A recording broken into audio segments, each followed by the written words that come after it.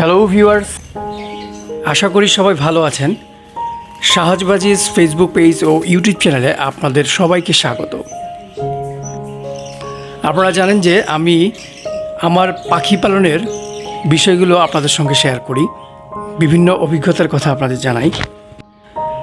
আজকে আপনাদের দেখাবো আমার যে বাজরিগর পাখি তৃতীয় ধাপে 10টি ডিম দিয়েছিল, সেগুলো থেকে কয়টি ডিম ফুটেছে সেগুলোই আজকে আমি দেখাবো।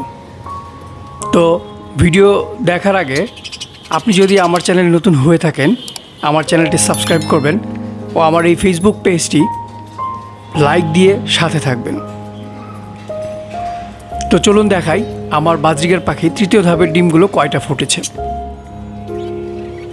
আপনারা জানেন যে আমার তৃতীয় ধাপে মোট 10টি ডিম দিয়েছিল।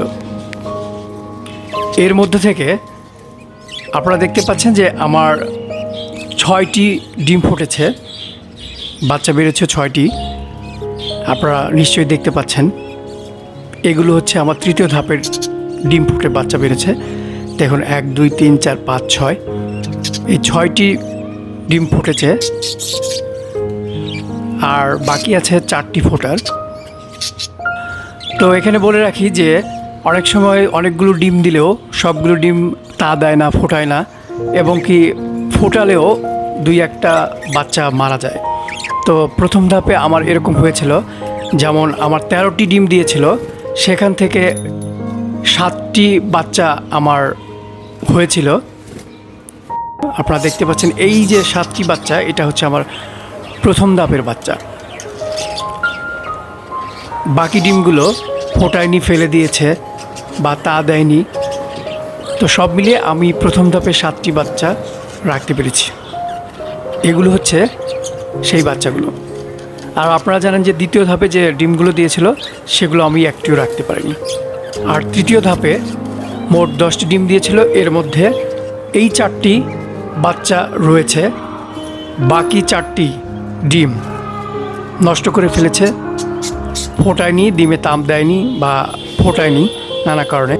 এই 10টি ডিমের মধ্যে আমার আপনারা দেখতে পাচ্ছেন এই 4টি বাচ্চা আমার আছে, বাকি 4টি নষ্ট করেছে ডিম এবং 2টি বাচ্চা মারা গিয়েছে।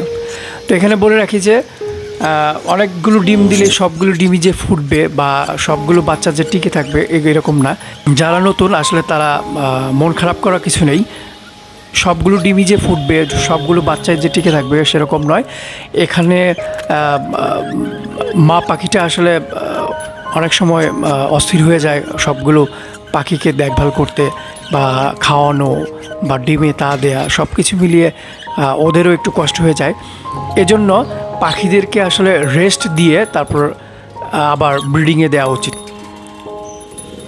আপনারা নিশ্চয়ই বুঝতে পেরেছেন আমার এই 4টি বাচ্চা এখন আছে তৃতীয় ধাপের। সব মিলিয়ে আমার প্রথম ধাপের আছে 7টি, দ্বিতীয় ধাপের তো সবগুলো মারা গেল, তৃতীয় ধাপের এই 4টি বাচ্চা আমার এখন আছে। তো আজকের ভিডিও মূলত এই নিয়েই, আমার তৃতীয় ধাপে কয়টি ডিম ফুটলো এবং কয়টি বাচ্চা রইল এগুলো নিয়েই আজকে ভিডিওটি করা। সবাই ভালো থাকবেন। আগামী দিনে নতুন কোনো ভিডিও নিয়ে আমি থাকবো আপনাদের সাথে। ভালো থাকবেন সবাই।